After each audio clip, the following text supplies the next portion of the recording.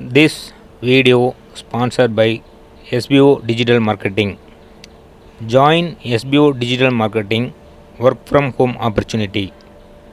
Mobile based part-time job. Perfect for students, homemakers and job seekers. Use your free time to earn. No fixed hours. Work at your convenience. Use your free time to earn. No fixed hours. Work at your convenience. Just share and publish content. Simple task. No selling or no referral. Have a Facebook, Instagram or YouTube account. You are already eligible. Earn daily income with instant payouts. Start from day one. Send your name and qualification on WhatsApp to 917 6686525 and get full details instantly. Skip பண்ணாதீங்க. பெரிய தப்பு. தினம் ₹300 சம்பாதிக்க அரிய வாய்ப்பு. Instagram, Facebook பயன்படுத்த தெரிந்தால் போதும். Content post and content publishing மூலமா தினம் ₹300 சம்பாதிக்கலாம். இந்த வேலை செய்ய 5 நிமிடம் போதும். Work training support, group communication support, all language customer live chat support, முக்கியமா சொந்தமா ஒரு பிசினஸ் ஸ்டார்ட் பண்ற அளவுக்கு உங்களால கற்றுக்கொள்ளவும் முடியும், சம்பாதிக்கவும் முடியும். இந்த வேலை வாய்ப்பு வழங்குவது 5 வருடத்திற்கு மேல ரன் ஆகிட்டு இருக்க நம்ம தமிழ்நாட்டு company school of business organisation private limited. மேலும் விவரங்களுக்கு டிஸ்கிரிப்ஷன்ல கொடுத்திருக்க நம்பருக்கு வாட்ஸ்அப் பண்ணுங்க. வணக்கம் நண்பரே,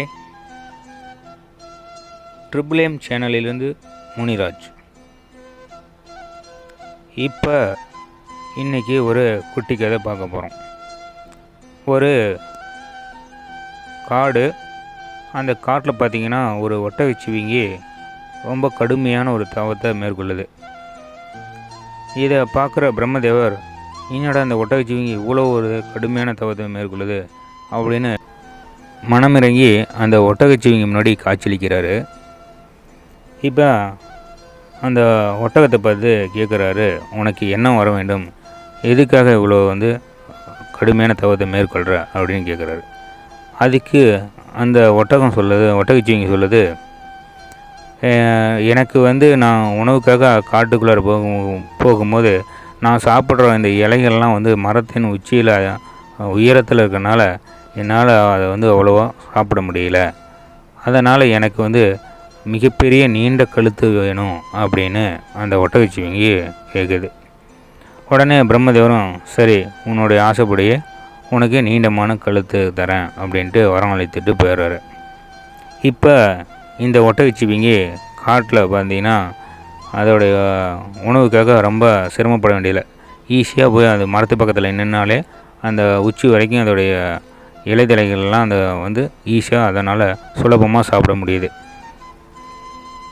இப்படியே இது எந்த ஒரு முயற்சியும் பண்ணாமல் கஷ்டமும் படாமல் சுலபமாக அதுக்கு உணவு கிடைக்கிறதுனால அதுக்கு ரொம்ப சோம்பலான ஒரு இது வந்துடுது, அதுக்குள்ளே ஒரு சோம்பல் தனம் வந்துடுது. இப்படி இந்த காடுங்க இது நல்லா சாப்பிட்டுக்கிட்டு திரிஞ்சிக்கிட்டு இருக்குது. ஒரு நாள் திடீர்னு நல்லா பலத்த காட்டோட நல்லா மழை பெய்யுது.